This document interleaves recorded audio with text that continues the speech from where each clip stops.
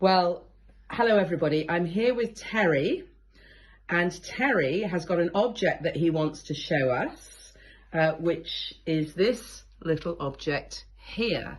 I hope that you can see it.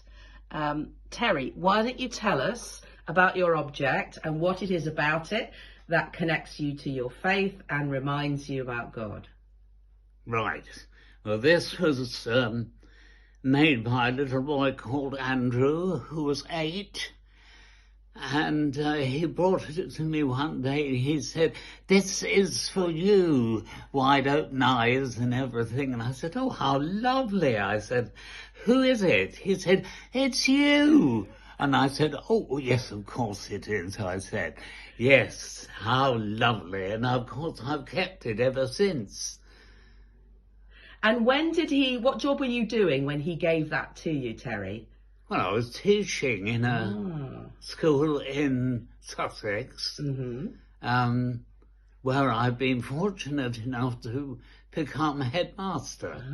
So he was... He was one of your pupils? Yes, one of my pupils. Okay. And did you enjoy being headmaster? Oh, very much. Oh, yes. Good, good. Did it make you think about God in any way or connect you with your faith? Or did anything that the children say or do connect you with God? Yes, I think the children really connected me with God because they were middle school, so it was 8 to 13. So you had them, for me anyway, the best years. Okay. Because it was before they began to curl their lips and began to be cynical and so on, you know.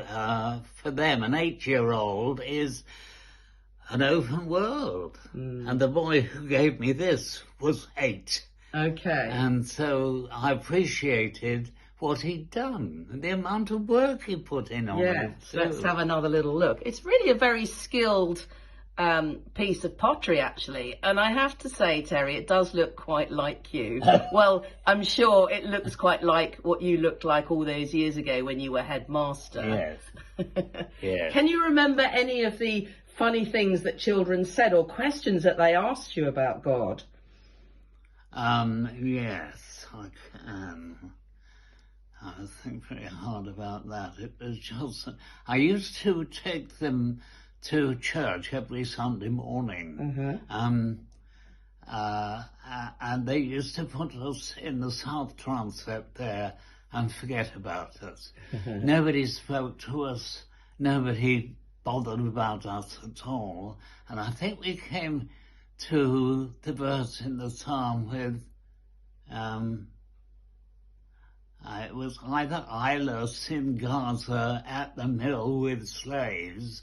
It was a similar verse. It wasn't actually that. It was, anyway, it seemed to me that I sat there thinking, why are we doing this to these poor children?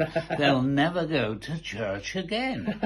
So I took them back to the school, and they were lovely children to teach, because when I first said we were going, and they said to me, "How are we going to get there?" And I said, "Oh, we're going to walk." "Walk?" they said. Thought of anything quite so dramatic as that. Anyway, so instead we used to do things on Sunday morning, like go up onto the common and fly kites. Do that. Of course, we had to write letters home. Yes. So we always used to do that first, after breakfast on Sunday morning. Do the letters. Okay. Get it done. Get it done. So the rest of the day is ours. And then we're going to have them come to a little service we had in the evening. And they did this for, quite some time, I think. We used to do that. I used to try and encourage people to come and talk to the children about what they did and why,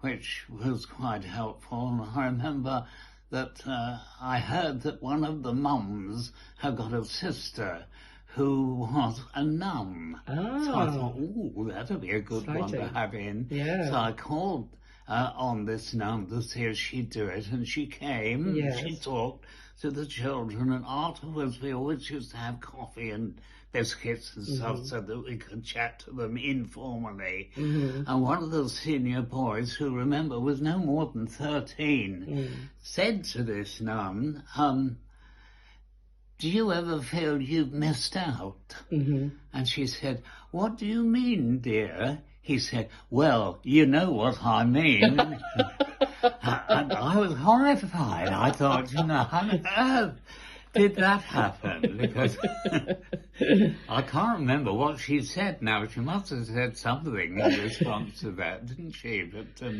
well, I think Terry, she said, it was God called me. yes, Something indeed. like that.